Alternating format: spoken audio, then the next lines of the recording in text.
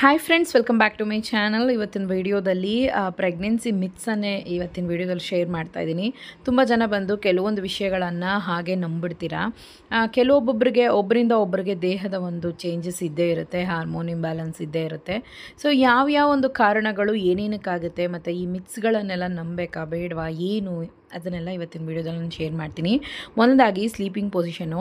ನೀವು ಬಂದು ಜಾಸ್ತಿ ಲೆಫ್ಟ್ ಸೈಡೇ ಮಲಗ್ತಾ ಇದ್ದೀರಾ ಅಂತಂದರೆ ಗಂಡು ಮಗು ಆಗುತ್ತೆ ಅಂತಲೂ, ರೈಟ್ ಸೈಡೇ ಮಲಗ್ತಾ ಇದ್ದರೆ ಹೆಣ್ಮಗು ಆಗುತ್ತೆ ಅಂತಲೂ ಕೆಲವೊಂದು ವಿಷಯಗಳನ್ನು ಹರಡಿರ್ತಾರೆ. ಬಟ್ ಇದು ಬಂದು ಕೆಲವ್ರಿಗೆ ನಿಜ ಆಗಿರುತ್ತೆ, ಕೆಲವ್ರಿಗೆ ನಿಜ ಆಗಲ್ಲ.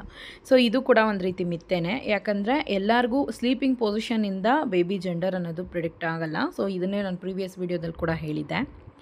ಎರಡನೇ ಮಿತ್ ಬಂದು ಸ್ಟೊಮಕ್ ಅಪ್ಸೆಟ್ಟು. ನಿಮಗೆ ಮಾರ್ನಿಂಗು ಸ್ಟೊಮಕ್ ಅಪ್ಸೆಟ್ ಆಗ್ಬೋದು, ಇಲ್ಲ ಸಿಕ್ನೆಸ್ ಆಗ್ಬೋದು.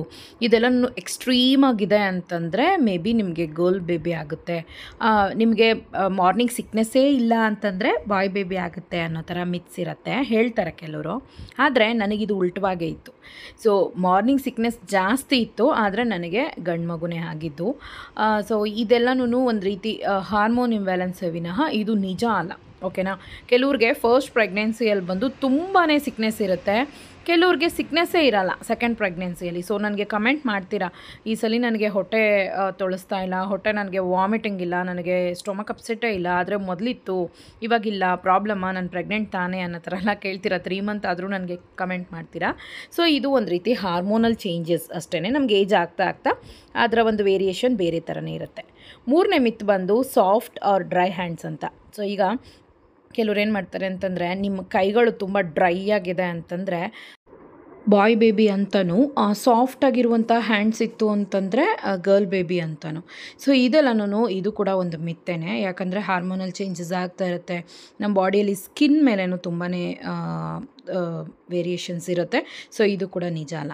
ಆ್ಯಂಡ್ ನೆಕ್ಸ್ಟು ಫುಡ್ ಕ್ರಾವಿಂಗ್ಸ್ ಅಂತ ಬಂದಾಗ ತುಂಬ ಪಾಪ್ಕಾರ್ನು, ಚಿಪ್ಸ್ಗಳು, ಆ್ಯಂಡ್ ನೆಕ್ಸ್ಟು ತುಂಬ ಸಾಲ್ಟಿ ಐಟಮ್ಸ್ ತುಂಬ ಇಷ್ಟ ಆಗ್ತಾಯಿದೆ, ತುಂಬ ಖಾರ ಐಟಮ್ ಇಷ್ಟ ಆಗ್ತಾಯಿದ್ರೆ ಗಂಡು ಮಗು ಅಂತಲೂ.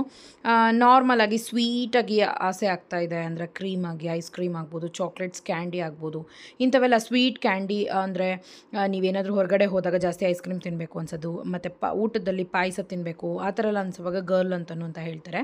ಸೊ ಇದು ಕ್ರಾವಿಂಗ್ಸ್ಗೆ ಯಾವುದೇ ಕಾರಣಕ್ಕೂ ಪ್ರಿಡಿಕ್ಷನ್ ಮಾಡೋಕ್ಕಾಗಲ್ಲ ಮಗುವಿನ ಜೆಂಡರು ಮೇಯ್ನಾಗಿ. ಯಾಕಂದರೆ ಮೊದಲು ನನಗೆ ಖಾರ ಜಾಸ್ತಿ ಇಷ್ಟ ಆಗ್ತಾಯಿತ್ತು, ಸೆಕೆಂಡ್ ಪ್ರೆಗ್ನೆನ್ಸಿಯಲ್ಲಿ ಖಾರನೇ ಇಷ್ಟ ಆಗ್ತಾ ಇರಲಿಲ್ಲ. ಸೊ ಆದರೆ 2 ಸಲಿನೂ ಗಂಡು ಮಗುನೇ ಆಗಿದ್ದು. ಬಟ್ ಏನಂದರೆ ಅದು ನಮ್ಮ ಕ್ರಾವಿಂಗ್ಸ್ ಮೂಡ್ ಮೇಲೆ ಅದು ಹೋಗುತ್ತೆ. ಇದು ಕೂಡ ಅಷ್ಟೊಂದು ನಿಜ ಅಲ್ಲ. ಸೊ ಇದನ್ನು 100% ಅಂತ ಅಂದ್ಕೊಳ್ಳೋಕೆ ಹೋಗಬೇಡಿ. ಯಾಕಂದರೆ ನನಗೆ ಖಾರ ಇಷ್ಟ ಆಗಿತ್ತು ಫಸ್ಟ್, ನನಗೆ ಗಂಡು ಮಗು ಆಯಿತು. ಆದರೆ ಸೆಕೆಂಡ್ ಪ್ರೆಗ್ನೆನ್ಸಿಯಲ್ಲೂ ಇಷ್ಟ ಆಗಬೇಕಾಗಿತ್ತು ತಾನೇ, ಬಟ್ ಇಷ್ಟ ಆಗಿರಲಿಲ್ಲ. ಅದು ಒಂದೊಂದು ಟೈಮ್ ಒಂದೊಂದು ಥರ ನಮಗೆ ಇರುತ್ತೆ. ನೆಕ್ಸ್ಟು ಆಕ್ನೆ. ಫೇಸಲ್ಲಿ ಬಂದು ನಮಗೆ ಏನಂತಂದರೆ ಗುಳ್ಳೆ ಆಗೋದು, ಡ್ರೈ ಆಗೋದು, ಇಂಥವೆಲ್ಲ ಆಗುವಾಗ ನಮ್ಮ ಮುಖದಲ್ಲಿ ತುಂಬಾ ಗುಳ್ಳೆಗಳು ಆ ಥರ ಬರೋವಾಗ ಏನಾಗುತ್ತೆ ಅಂದರೆ ಗರ್ಲ್ ಬೇಬಿ ಆಗುತ್ತೆ ಅಂತಲೂ. ಮತ್ತು ಮುಖ ತುಂಬ ಬಿಳಿಚ್ಕೊಂಡ್ಬಿಡ್ತು ಅಂದ್ರೂ ಒಂಥರ ಹೇಳ್ತಾರೆ ಹೆಣ್ಮಗು ಆಗುತ್ತೆ ಅಂತ.